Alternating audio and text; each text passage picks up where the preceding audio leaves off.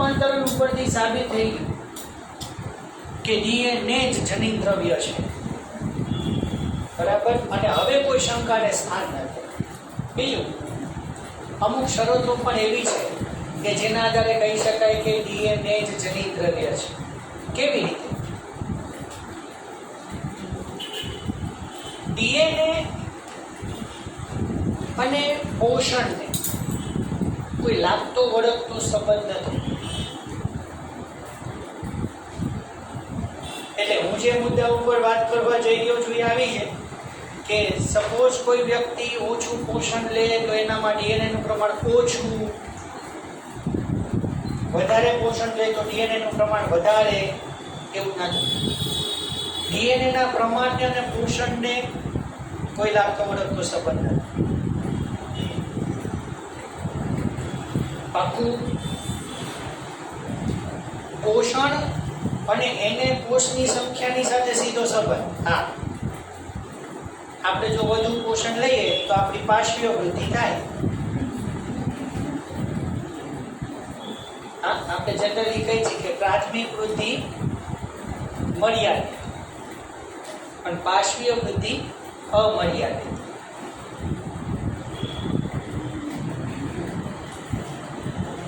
પ્રાથમિક વૃદ્ધિ મર્યાદિત અને પાર્શ્વીય વૃદ્ધિ અમર્યાદિત. એને સીધો જ સમપ્રમાણમાં સંબંધ છે ખોરાક સાથે. તમે ધારો એટલી પાર્શ્વીય વૃદ્ધિ કરી શકો.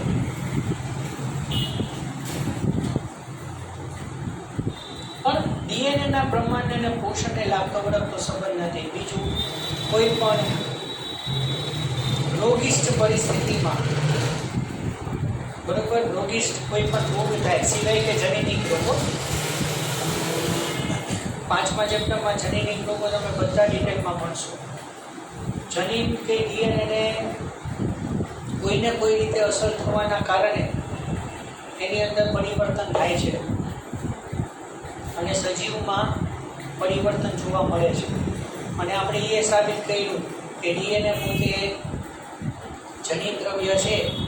એટલે ડીએનએ આનુવંશિક રીતે એક પેઢીમાંથી બીજી પેઢીમાં ઉતરી આવતું હોય એટલે એ પણ અસરકારક ડીએનએ પિતૃ પેઢીમાંથી બાળ પેઢીમાં અને બાળ પેઢીમાંથી આગળની પેઢીઓમાં અસરકારક રીતે વહન પામતું હોય એને આપણે આનુવંશિક રૂપ તરીકે ઓળખીએ. માતા કે પિતાના અસરકારક જનીનો એ બાળ પેઢીની અંદર આવે તો કોઈ પણ બીજા રોગિષ્ઠ પરિસ્થિતિની અંદર ડીએનએ ના પ્રમાણને કોઈ અસર ન થતી. તમને એમ કે તાવ આવે તો ડીએનએ નું પ્રમાણ ઘટે, નો વે, નેવર, એવી શક્યતા નથી. હા, પણ જનીનિક રોગની અંદર ડીએનએ જે છે એ નાનું મોટું થઈ શકે છે. વિકૃતિની અંદર આપણે સમજશું.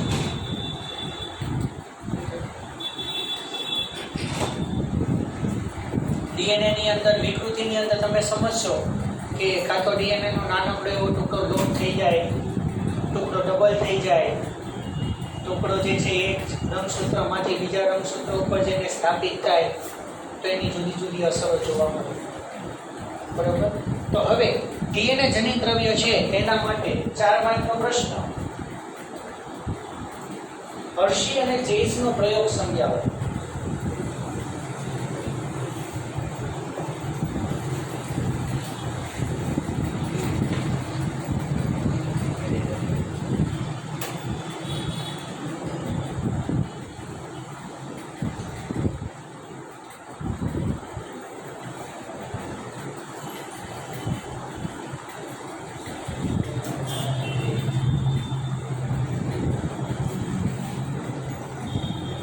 આકૃતિ સહિત પાછળ સરસ મજાની આકૃતિઓ આપી છે.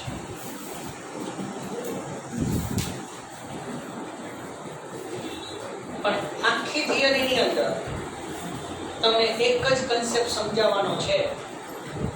બરોબર. આની અંદર વર્ણન પછી તમે તમારી રીતે લખી શકો. આની અંદર હર્શી અને ચેઝે બેક્ટેરિયોફેજ અને બેક્ટેરિયા પહેલા કન્સેપ્ટ ક્લિયર કરવું જરૂરી છે. બેક્ટેરિયોફેજ શું છે? વાયરસ કે બેક્ટેરિયા? પાકું? વ્યાખ્યા આપો.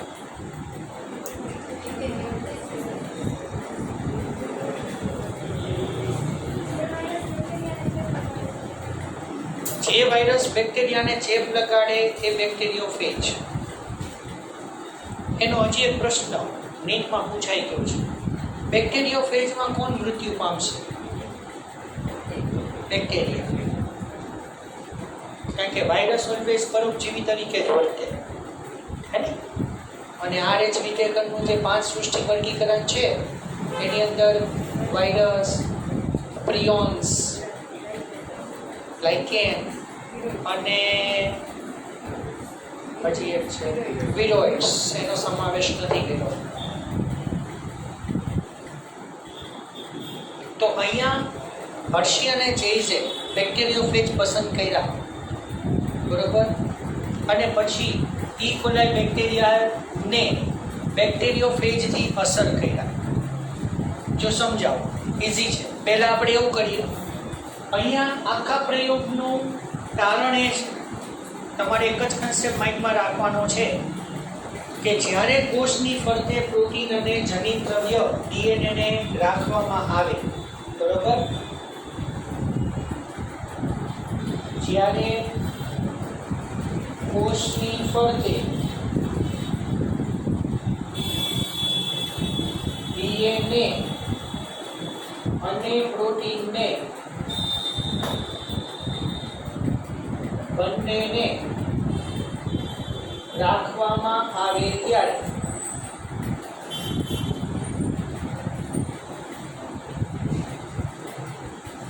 શું તારણ આપશો? શું લાગે છે? ડીએનએ કોષમાં દાખલ થાય, પ્રોટીન નહીં, બરાબર.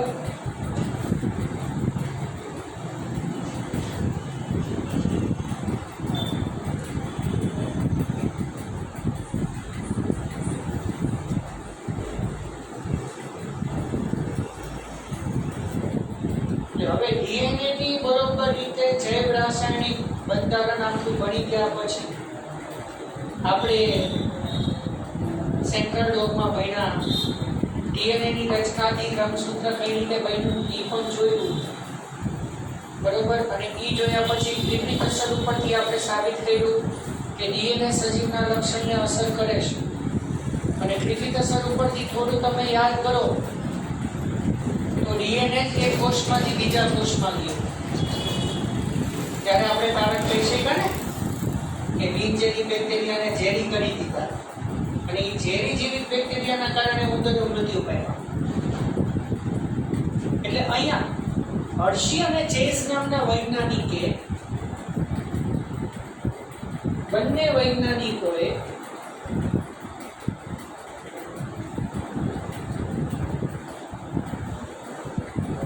ડીએનએ જે છે, યાદ રાખવાની એક થઈ, ડીએનએ જે છે એને રેડિયો એક્ટિવ બનાવ્યું.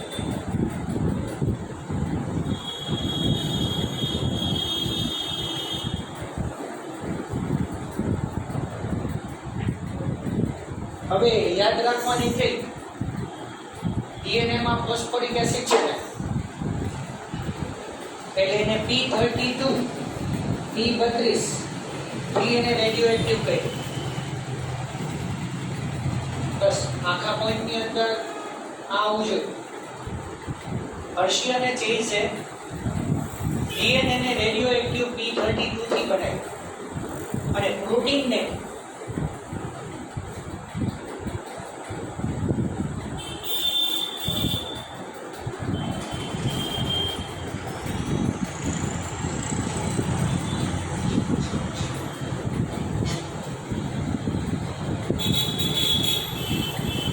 તો તમે યાદ કરો કે સૌથી અગત્યનો મુદ્દો નીટમાં પૂછાય ગયો. બેઝિકલી તમે યાદ કરો તો પ્રોટીનની અંદર કાર્બન, હાઇડ્રોજન, ઓક્સિજન, નાઇટ્રોજન છે બંધારણીય ઘટકો, હે ને. કાર્બન, હાઇડ્રોજન, ઓક્સિજન અને નાઇટ્રોજન, આ 4 ઘટકો એની અંદર છે. પણ પ્રોટીનમાં કુલ 20 એમિનો એસિડ છે, એ પણ ખ્યાલ છે. પણ 2 એમિનો એસિડ સલ્ફર વાળા છે.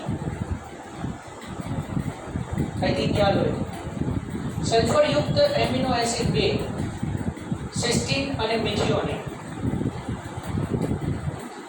સિસ્ટીન અને મિથિયોનિન એટલે જે આમ જનરલી સિસ્ટીન અને મિથિયોનિનના આધારે એમ કહી શકાય કે દરેક પ્રોટીનની અંદર કાર્બન, હાઇડ્રોજન, ઓક્સિજન, નાઇટ્રોજન અને સલ્ફર હશે. બાકી તમે ડીએનએ આરએનએ ની રચના જોવા જાઓ તો basically carbon, hydrogen, oxygen, nitrogen અને ફોસ્ફરસ છે. પ્રોટીન અને ડીએનએ ની વચ્ચેની આ તફાવત. બરોબર. તો હવે હર્શિયમે ચેન્જે શું કર્યું? બેક્ટેરિયોફેજ આ દરેક રેડિયો એક્ટિવ અણુ બેક્ટેરિયોફેજની અંદર દાખલ કર્યો. બેક્ટેરિયોફેજ તમે ભણી ગયા છો ને, આકૃતિ પેલું શટલ જેવું હોય, સ્પેસ શટલ જેવું. તો બેક્ટેરિયોફેજની અંદર બરોબર ડીએનએ ના અણુ દાખલ કર્યા અમુકમાં, અને અમુક બેક્ટેરિયોફેજમાં રેડિયોએક્ટિવ પ્રોટીનના અણુઓ દાખલ કર્યા. હવે પાછળની આકૃતિનો કન્સેપ્ટ જરા ધ્યાનમાં જો. એક સાઈડની આકૃતિ શું છે જો, એમાં બેક્ટેરિયોફેજ દેખાય છે.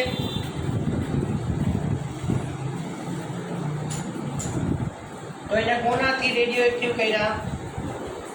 S35.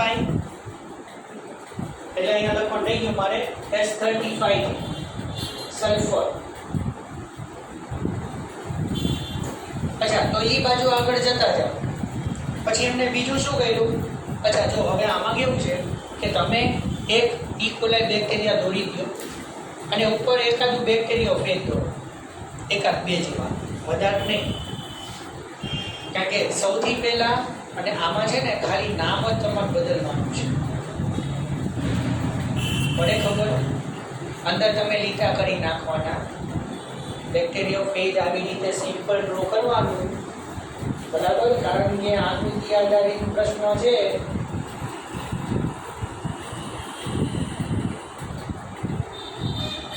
બરોબર. બંને બાજુ સરખું, કોઈ ફેર નહીં. પણ અહીંયા એક શું નામ આવશે? S35 radio active. ક્લિયર? પછી આપણે બીજો ડાયાગ્રામ શું ડ્રો કરશું? ઈ કોલાઈ બેક્ટેરિયા.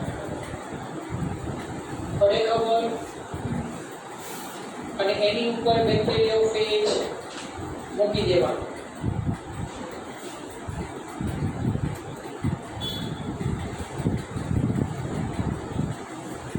પછી ત્રીજા ડાયાગ્રામમાં એટલે આ પ્રોટીન વાળું બેક્ટેરિયોફેજ થયું ને, એટલે આનો મતલબ શું આવે વર્ણન? કે અહીંયા આપણે એવું વર્ણન કરવાનું કે S35 રેડિયોએક્ટિવ પ્રોટીન યુક્ત બેક્ટેરિયોફેજ તેના દ્વારા બેક્ટેરિયાને ચેપ લગાડવાનો બેક્ટેરિયોફેજથી. બરાબર. પછી આને આ ડાયાગ્રામ ડ્રો કરવાનો. તો એનો મતલબ શું છે?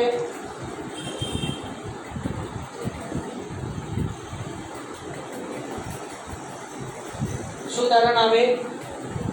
S35 યુક્ત રેડિયોએક્ટિવ ઘટક બેક્ટેરિયોફેજની બહાર જ રહ્યું. અને સેમ આવા જ ડાયાગ્રામ સાઈડમાં પણ ત્યાં આપણે P32 લખવાનું. ખ્યાલ આવે છે? ઇઝી ડાયાગ્રામ્સ છે. તો પહેલો ડાયાગ્રામ બેક્ટેરિયોફેજ રેડિયોએક્ટિવ S35 દ્વારા અંકિત પ્રોટીન કવચ. બીજું સાઈડમાં છે જો સંક્રમણ એટલે ઇન્ફેક્શન. એટલે આપણે શું કર્યું? ઈ કોલાઈ બેક્ટેરિયા વાળું જે માધ્યમ હતું એની અંદર આપણે બેક્ટેરિયોફેજ ધરાવતું માધ્યમ નાખી દીધું કે જેની અંદર S35 રેડિયોએક્ટિવ કવચ છે. અને પછી સેકન્ડ પ્રોસિજર શું થઈ? બ્લેન્ડિંગ એટલે મિક્સ કરવું. બ્લેન્ડિંગથી મિક્સ કરવાની સાથે સાથે શું થવાનું છે કે ઈ કોલાઈ બેક્ટેરિયા બેક્ટેરિયોફેજના સંપર્કમાં આવતા જશે, ચેપ લાગતો જશે.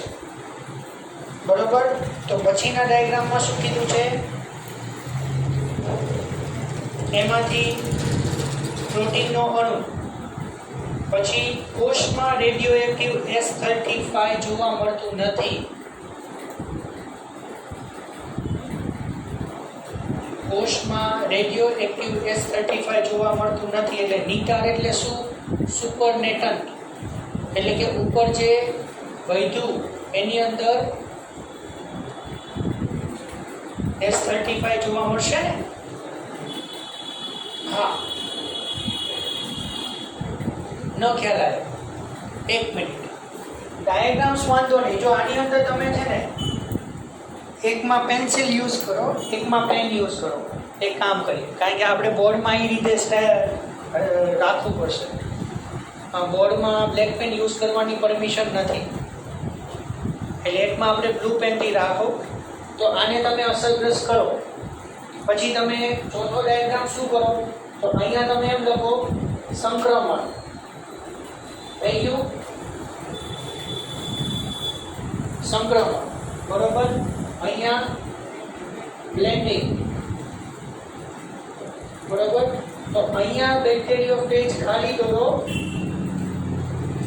સોરી ઈ કોલાઈ બેક્ટેરિયા, અને જે બેક્ટેરિયોફેજ છે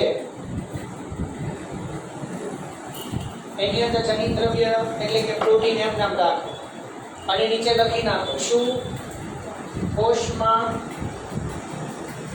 S35 રેડિયો એક્ટિવ અણુ જોવા મળતો નથી, પ્લસ નિતારમાં જોવા મળે છે. ક્લિયર? હવે આ સાઈડ તમે બીજો ડાયાગ્રામ કયો ડ્રો કરશો? P32 વાળો ને? તો અહીંયા તમે થોડું બદલી નાખો.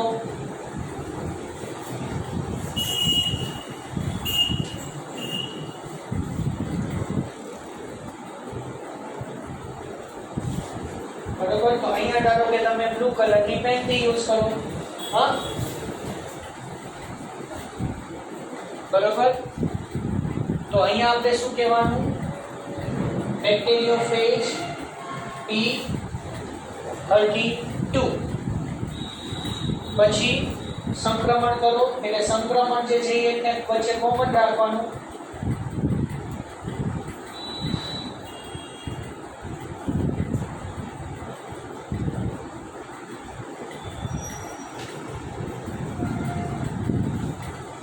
બરોબર. હવે બ્લેન્ડિંગ એને ઈ જ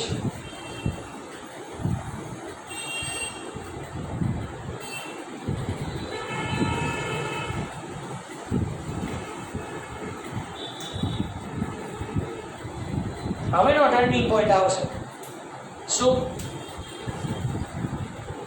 શું નેક્સ્ટ? આ સૌથી અગત્ય. તો અહીંયા બેક્ટેરિયોફેજ ડ્રો કર્યું, ડીએનએ અહીંયા બ્લુ કલરમાં. એની ખબર? એટલે આનો મતલબ શું થયો? કોષમાં P32 રેડિયો એક્ટિવ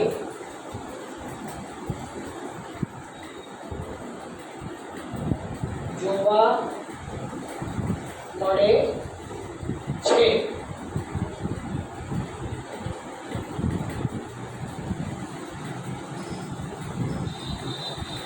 નિતારમાં ગેરહાજર. બરોબર. એટલે તમારે આવી રીતે એનું વર્ણન કરવાનું થશે. બોર્ડ એક્ઝામની અંદર અથવા અહીંયાના રાઉન્ડની અંદર જ્યારે આ હર્શી ચેઝનો પ્રયોગ પૂછાય ત્યારે આપણે એક પેજમાં ડાયાગ્રામ ડ્રો કરશું, આખા એક પેજ. બરોબર રીતે. અને જો પેજમાં ક્યાં કેટલો ડાયાગ્રામ કઈ સાઇઝનો આખા પેજમાં કઈ રીતે સમાવું એ પણ પ્લાનિંગ હોવો જરૂરી છે, નહીં તો નેક્સ્ટ પેજમાં થાય.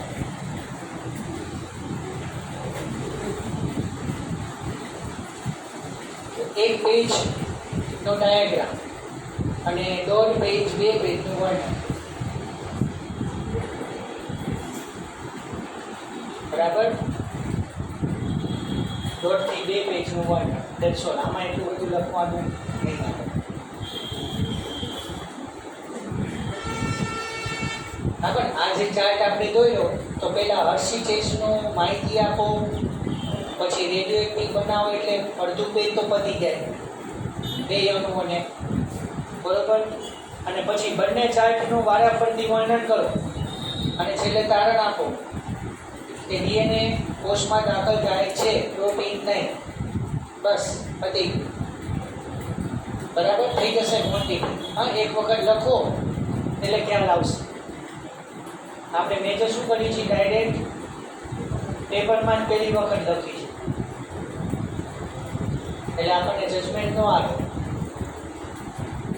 એક વખત તમારી ફેસબુકની અંદર આ પ્રશ્ન લખો કે મારે આ ધારો કે 4 માર્કનો પ્રશ્ન પૂછાય તો મારે કઈ રીતે રિપ્રેઝન્ટેશન કરવાનું, કઈ રીતે લખવાનું, ક્યાંથી ચાલુ કરવું, કયા મુદ્દા કવર કરું, એની ફેસબુક બનાવો અને એ ફેસબુકના પ્રશ્નો વાંચો.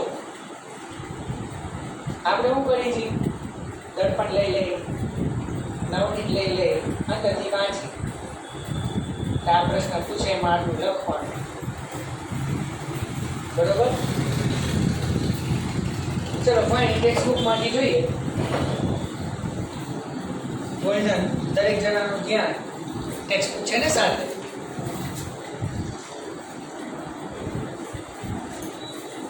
ડીએનએ આનુવંશિક દ્રવ્ય છે એના વિશે સુસ્પષ્ટ માહિતી. એમસીક્યુ. અલ્ફ્રેડ હર્શી અને માર્થા ચેસ 1952 ક્યારેક પૂછી શકે.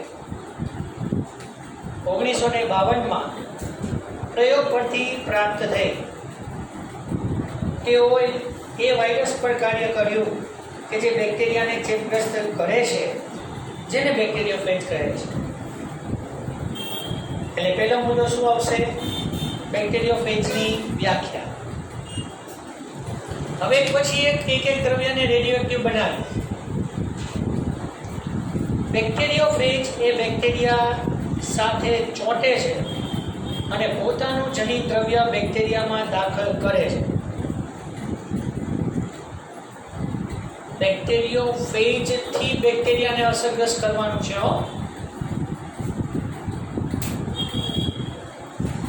બેક્ટેરિયલ કોષ વાયરસના આનુવંશિક દ્રવ્યને પોતાનું સમજી લે છે અને તેનાથી આગળ જતા અનેક વાયરસ કણનું નિર્માણ થાય છે. એક વખત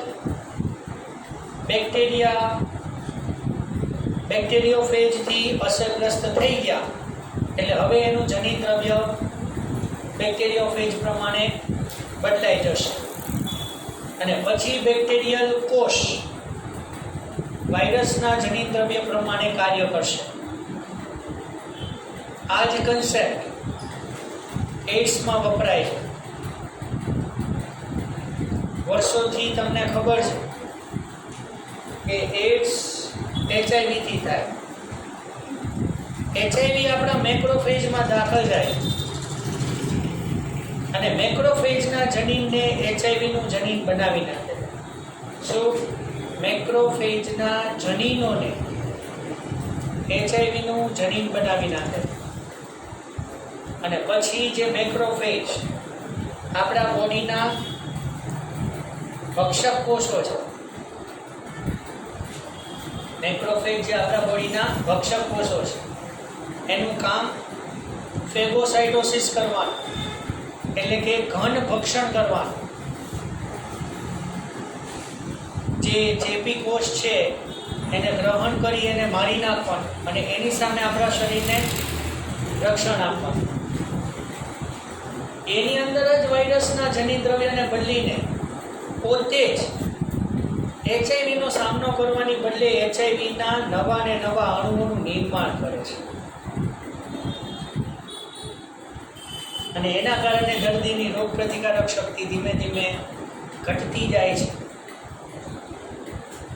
અને મેં તમને અગાઉ વાત કરી હતી એમ એચઆઈવીનો ટાર્ગેટ આપણી રોગ પ્રતિકારક શક્તિ, જેને આપણી વિરુદ્ધ બનાવીને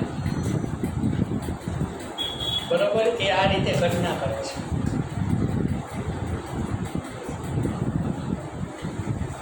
બેક્ટેરિયામાં વાયરસમાંથી પ્રોટીન અથવા ડીએનએ પ્રવેશે છે તે શોધવા માટે હર્શી અને ચેઝે પ્રયત્ન કર્યા. તેઓએ કેટલાક વાયરસને રેડિયોએક્ટિવ ફોસ્ફેટયુક્ત માધ્યમમાં ઉછેર્યા. એટલે હર્શી અને ચેઝે શું કર્યું? કેટલાક જે બેક્ટેરિયોફેજ છે એને ફોસ્ફેટયુક્ત માધ્યમમાં ઉછેર્યા અને કેટલાકને રેડિયોએક્ટિવ સલ્ફરયુક્ત માધ્યમમાં ઉછેર્યા. જે વાયરસનો રેડિયોએક્ટિવ ફોસ્ફરસયુક્ત માધ્યમમાં ઉછેર કર્યો એમાં રેડિયોએક્ટિવ ડીએનએ જોવા મળ્યું, પણ રેડિયોએક્ટિવ પ્રોટીન ન હતું.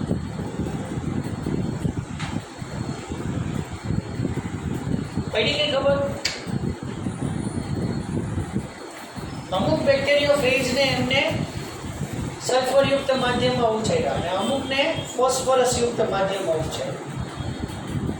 તો જે બેક્ટેરિયોફેજને ફોસ્ફરસયુક્ત માધ્યમમાં ઉછેર્યા એનામાં રેડિયોએક્ટિવ ડીએનએ જોવા મળ્યું, પ્રોટીન નહીં. તો એનાથી જુદું વર્ણન બીજું એવું જ થાય ને. તો જે બેક્ટેરિયોફેજને સલ્ફરયુક્ત માધ્યમમાં ઉછેર્યા હોય એનામાં રેડિયોએક્ટિવ પ્રોટીન જોવા મળ્યું, ડીએનએ જોવા ન મળ્યું.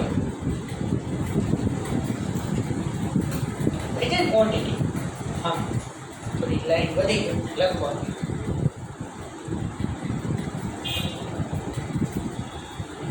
કારણ કે ડીએનએમાં ફોસ્ફરસ હોય પણ પ્રોટીનમાં હોતું નથી.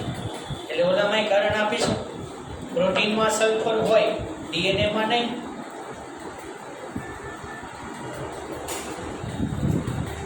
એવી જ રીતે વાયરસનો રેડિયોએક્ટિવ સલ્ફરયુક્ત માધ્યમમાં ઉછેર કર્યો તો એમાં રેડિયોએક્ટિવ પ્રોટીન જોવા મળ્યું,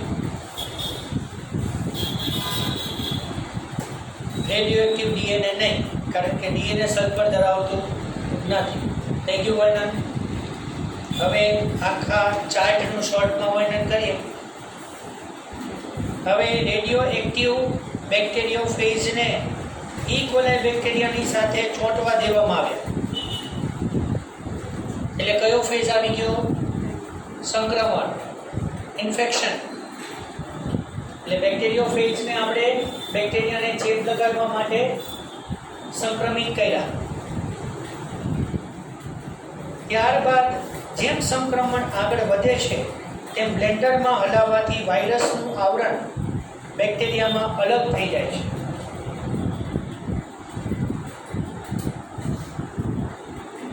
અહીંયા પહોંચવાનું.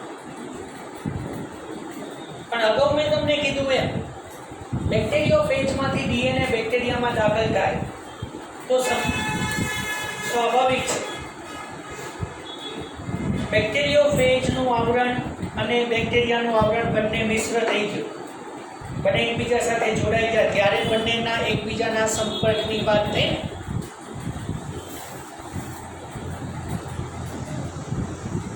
બરોબર? એટલે બંનેના આવરણ તૂટવાના કારણે બેક્ટેરિયોફેજમાંથી જનિત દ્રવ્ય બેક્ટેરિયામાં દાખલ છે. સેન્ટ્રીફ્યુઝમાં ફેરવવાથી વાયરસના કણોને બેક્ટેરિયામાંથી દૂર કરી શકાય. હવે બ્લેન્ડરમાં બરોબર મિક્સ કરી દીધા તો હવે છેલ્લે આપણને તારણમાં શું જોઈએ? બેક્ટેરિયા જોઈએ ખાલી. તો સેન્ટ્રીફ્યુગેશન પદ્ધતિની મદદથી આપણે જે બેક્ટેરિયોફેજ છે એ બધાને દૂર કરી દેશું. એટલે માત્ર કોણ રહેશે? બેક્ટેરિયા. તો હવે તારણ નીચે મળી ગયું. શું તારણ મળ્યું? હવે શું લાગે છે અનુમાન?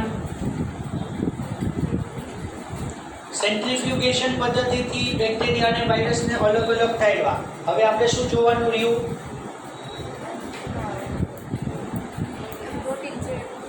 હા, તો જે આપણને તારણ મળ્યું, અલગ સેન્ટ્રીફ્યુગેશન કર્યા પછી આપણને બેક્ટેરિયા મળ્યા, તો એની અંદર જો પ્રોટીન નહીં હોય તો ઓલું જે બેક્ટેરિયોફેજ વાળું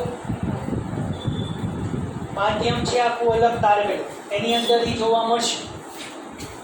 અને અહીંયા જો ફોસ્ફરસ યુક્ત રેડિયોએક્ટિવ ડીએનએ જોવા મળશે તો તારણની અંદર નહીં પડે, બીતારણની અંદર પડે ખબર. અને પછી સાબિતી આપી કે ડીએનએ કોષમાં દાખલ થાય પણ પ્રોટીન નહીં. તો એ વર્ણન પૂરું કરીએ. જે બેક્ટેરિયા રેડિયોએક્ટિવ ડીએનએ વાળા વાયરસથી સંક્રમિત થયા હતા તે રેડિયોએક્ટિવ રહ્યા. લો, વર્ણન કેવું થયું? બેક્ટેરિયોફેજ રેડિયોએક્ટિવ હતા. તો જો શબ્દ પકડજો, બેક્ટેરિયોફેજ રેડિયોએક્ટિવ હતા, કાં તો P32 થી રેડિયોએક્ટિવ, કાં તો S35 થી રેડિયોએક્ટિવ, બંને. તો હવે આપણે રેડિયોએક્ટિવિટી બેક્ટેરિયામાં જોવાની થાય.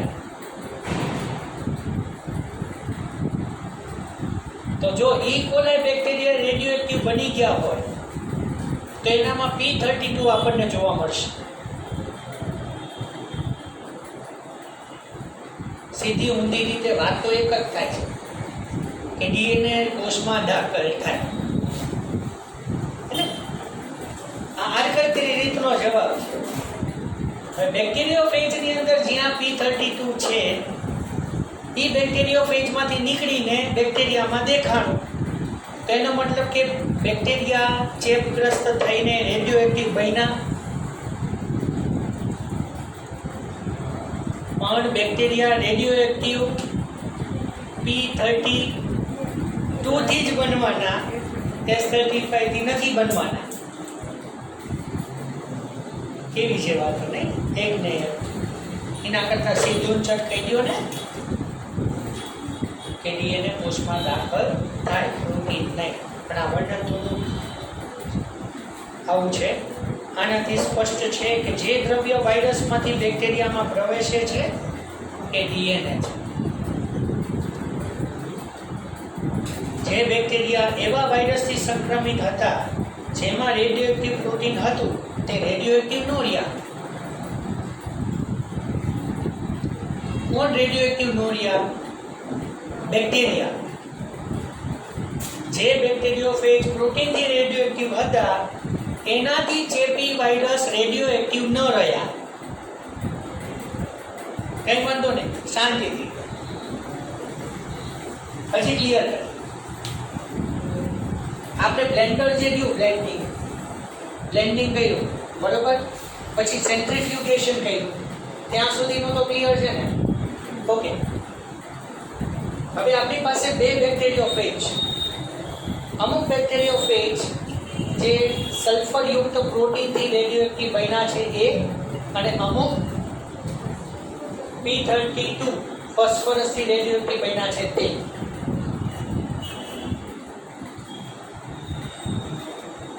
ધીમે જે બેક્ટેરિયોફેજ P32 થી રેડિયોએક્ટિવ હતા તે બેક્ટેરિયાને ચેપ લગાવીને, સાથે છો ને, બેક્ટેરિયાને રેડિયોએક્ટિવ કરી દે છે.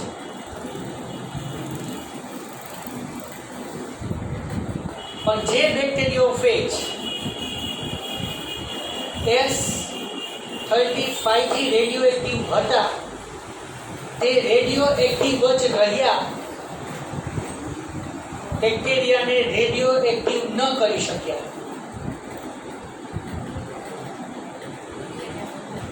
કરું રિપીટ. જે બેક્ટેરિયોફેજ S35 થી રેડિયોએક્ટિવ હતા એટલે બેક્ટેરિયોફેજમાં શું હતું? પ્રોટીન. તે એમનામ જ રેડિયો એક્ટિવ રહ્યા, એટલે કે પ્રોટીન બેક્ટેરિયોફેજમાં જ રહ્યું. બેક્ટેરિયામાં રેડિયો એક્ટિવ પણ ન આવ્યું, એટલે કે પ્રોટીન બેક્ટેરિયામાં દાખલ થયું નહીં. શબ્દ અઘરા છે, પણ વર્ણન જો સમજીએ તો વાત એક ને એક જ છે. અને આવી જ વાત તમારે જે જલ ક્ષમતામાં થતી. જલ ક્ષમતામાં વોટર પોટેન્શિયલ 11મા ચેપ્ટરનો સૌથી, હું તો કહું છું, અઘરામાં અઘરો ટોપિક. વાત તો એક જ છે, પાણીનું વહન, પણ 10 પ્રકારે પાણીના વહનની વાત એમાં કરવાની આવે. બરોબર? તો હવે પાછું ફરીથી છેલ્લી વખત કહી દઉં, બહુ ધીમા જઈએ. જે બેક્ટેરિયા એવા વાયરસથી સંક્રમિત હતા જેમાં રેડિયો એક્ટિવ પ્રોટીન હતું, તે રેડિયો એક્ટિવ ન રહ્યા, એટલે તેનો મતલબ બેક્ટેરિયા. તેનો મતલબ બેક્ટેરિયા. બેક્ટેરિયા રેડિયો એક્ટિવ ન રહ્યા, બેક્ટેરિયોફેજ જ રેડિયો એક્ટિવ રહ્યું એમ ના. પણ P32 માટે તમે વર્ણન કરો તો શું? જે બેક્ટેરિયા એવા બેક્ટેરિયોફેજથી રેડિયો એક્ટિવ થયા કે જે P32 રેડિયો એક્ટિવ બેક્ટેરિયોફેજથી ચેપી થયા હતા.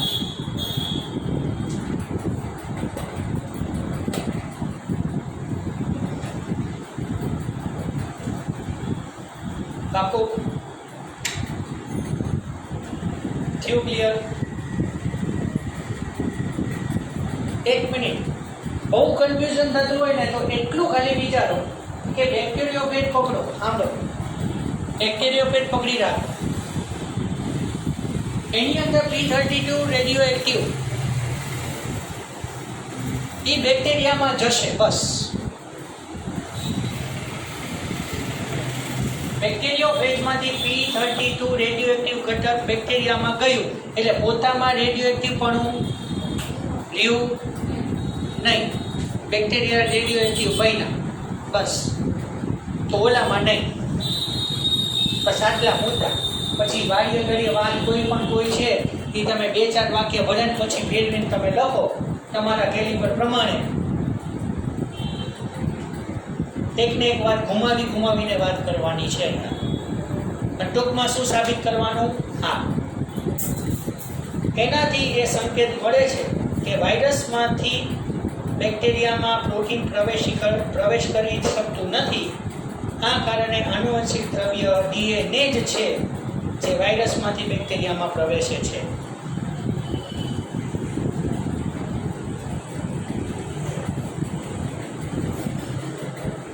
પડી કઈ ખબર?